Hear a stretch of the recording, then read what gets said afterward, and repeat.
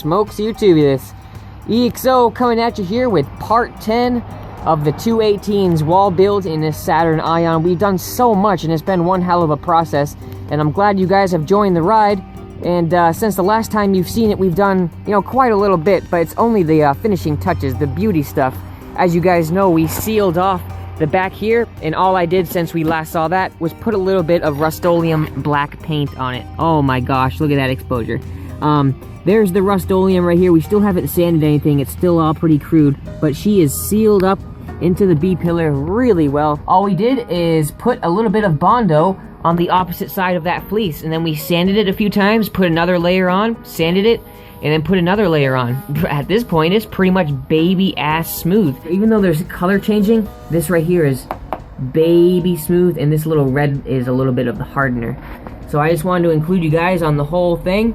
There'll be a little tiny bit of a groove right here because I don't want to fill it, because this is obviously going to be where the baffle can come in and out, so I'm not going to fill that. Oh yeah. So pretty much, guys, we're almost ready to paint.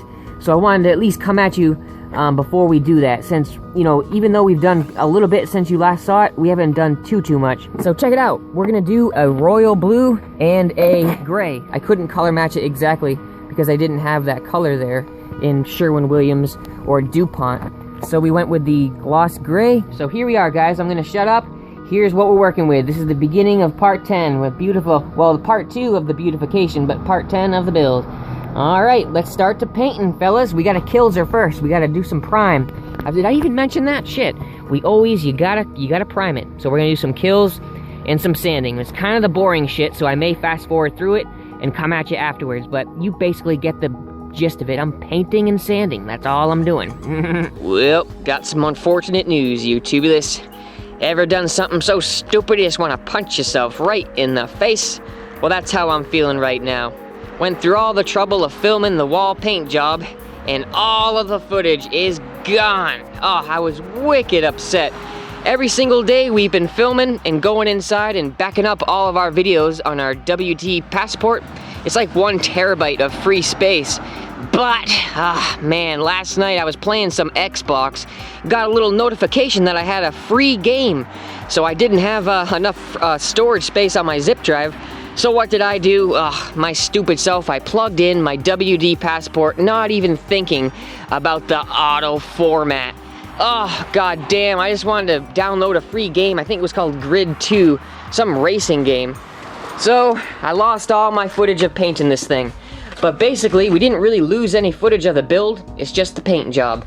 So, you pretty much get the gist of it. If you ever painted anything, I just did the blue tape, did some white and some gray, and boy, oh boy, it is fucking popping. I'm loving it. Painted the inside of the box too, so she's nice and glossy with that gloss smoke gray. I did the inside of the box first, painted every single thing. Everything is nice and gray inside. And then the ports are gonna be blue. So before we go ahead and slip them in, I just wanted to make sure I painted the baffles nice and gloss with our Rusto. I was a little surprised by how good it looked right from the get-go with the white, so I said screw it, I'm just gonna do some navy blue accents instead of the whole kit and caboodle. It was actually kind of funny. I had to prop my chair all the way up and have just one of the legs on my tripod sticking out the door so we could get this part right here where I trimmed it up right close to the B-pillar here. Really loving the way it molded into the corners. Very proud of it. So let's just back up a little bit, give you one more quick little shot. Such a shame about that. And guess what? I didn't even get the video game. So I lost all my footage and I didn't get to download the video game. So here we are, guys. Let's back up a little bit. She's looking good. The next step on the process really is the electrical system. We got the Iragi 300 up under the hood. We got some AmpLab lithium for our 12-volt battery and some zero gauge. We're gonna be running the zero gauge probably underneath the car because we don't have much space to work with right here on the trim, So what are we gonna do? Let's pop the hood. We're gonna remove one piece of that little welding cable right there because it's just not long enough in the back. And then we're gonna add another power and a ground straight to the back. Now you're probably wondering, yo EXO, why are you running a negative wire all the way to the back? Well, the frame of this vehicle just isn't really that beefy to be supporting possibly 2 5Ks in the end. So I'm gonna run my own grounding material just to beef up the electrical system a little bit. Let's pop the trunk, and I'll show you how short that one wire is coming from the alternator. It's really short. Please don't mind this. This is crazy, I know. But this is where the wire comes out. It's just not long enough. So I'm gonna have to replace that, and I'll probably have my battery somewhere up there to eliminate a lot of the weight sagging off the back here. Let's get one more little clip of our stock suspension. Well, there'll probably be another clip, but we got the GP coming in here with the no sag springs, 1,000 pounds of added capacity, baby. Hanging up to that EXO bass stuff, and I think I'm gonna be addressing some of these rust spots right here. I don't even know what the fuck that is. That looks like something serious happened. I'm gonna be doing some undercoating on this thing just to prevent, you know, any future bullshit from happening. But okay, let's get this electrical system underway. Again, guys, I'm so sorry. I really apologize I couldn't get the paint job on film. I guess I'll just point the camera at it one more time, just for the homies. Here she is, guys.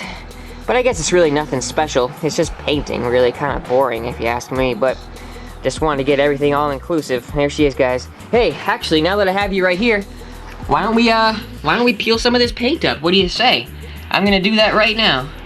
All right, on the fly, live action with YouTubulous. Here we go.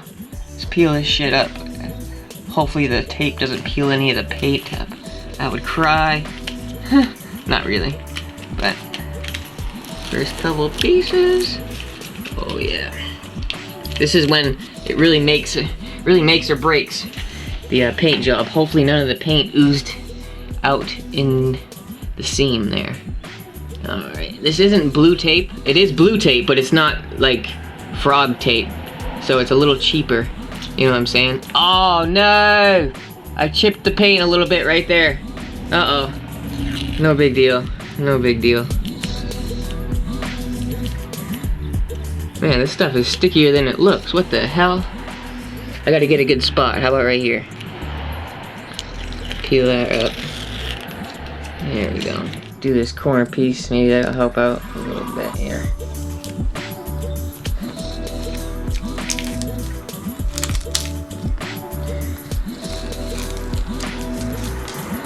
I'll have to wipe a few spots leaked through. I can wipe that off. But I'm gonna wait for the paint to harden up a little bit so I don't chip it. Take this piece. Peel that off.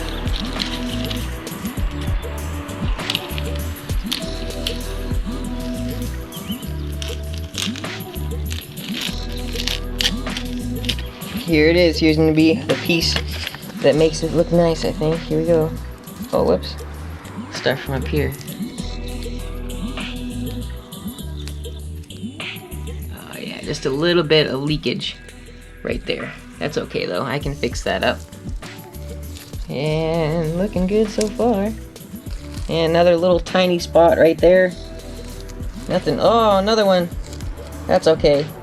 Really can't trust this blue tape, huh? That's okay, it's all fixable. It's all fixable, but for the most part, she's looking good. Let's get this last little piece up.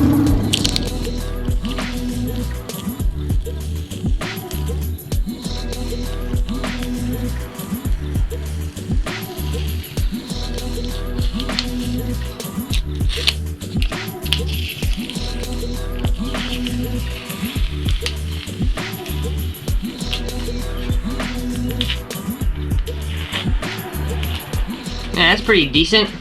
Just a little tiny splotch right there on the top. But I'm loving this seam. It worked out really good. Next time I'm gonna probably spring for the little more expensive tape, frog tape. But just a couple areas we need to clean up a little bit. But she's gonna work out in the end. I'm gonna pause the camera. Whew, there she is, guys. Tape is all off. Looking good. I definitely, you know, you obviously know about these couple spaces that I'm not 100% proud of. But I'm gonna leave it for now and address it later. I'm just gonna wait for the paint to firm up, because every time I've tried to like pick it off or like sand it a little bit, I'm removing a little bit too much. I did it right here. I picked up with my fingernail and just the tiniest little, oh wait, wrong spot. See how that just came through a little bit now? I gotta fucking touch that up with a paintbrush. But that's why I'm gonna leave it for the time being. Just let this stuff harden up. Oil-based paint takes a long time to fully cure. It says 24 hours between coats. But depending on the humidity, depending on the temperature, it's all gonna vary. But, and then right up in here, as you can see, there's just a couple spots, but let's just back up a little bit. Loving it, guys. Haha, paint job, looking good. And I already know that some people are gonna give me shit about the little spots that are coming through a little bit, but it's, you know, it's gonna look amazing in the end. So that's all that matters.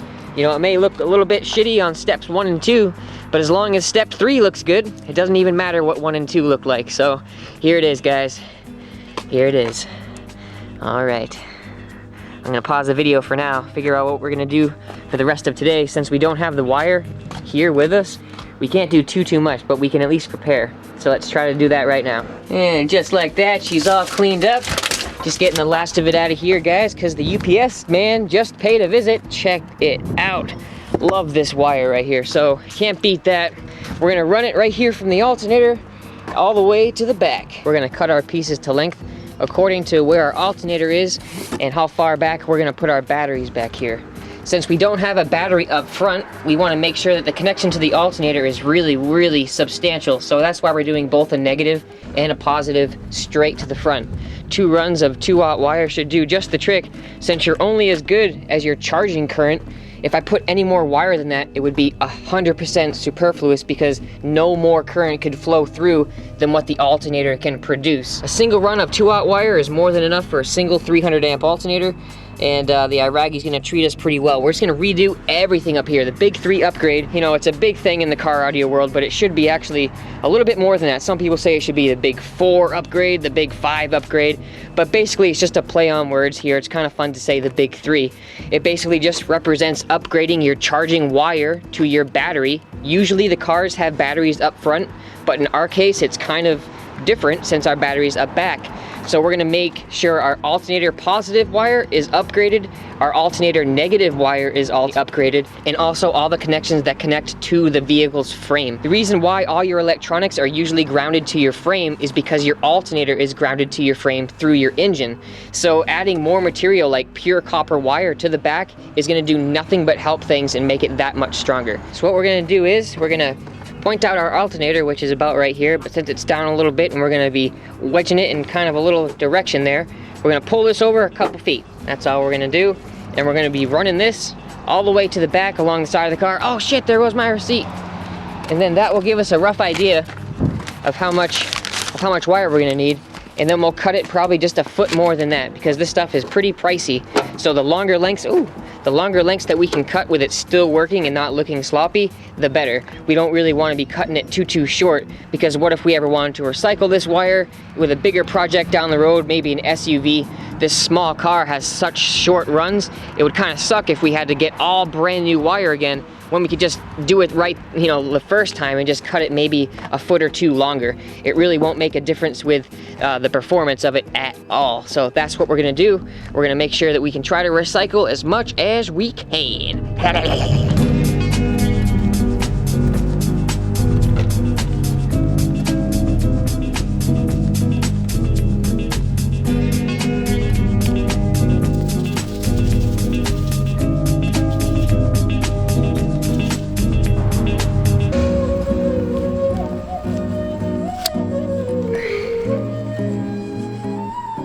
All right, well, there's our 2 runs cut to length.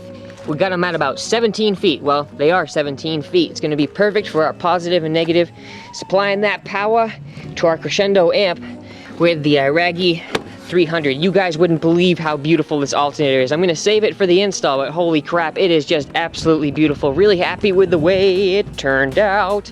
Fuck yeah. All right, quick update here.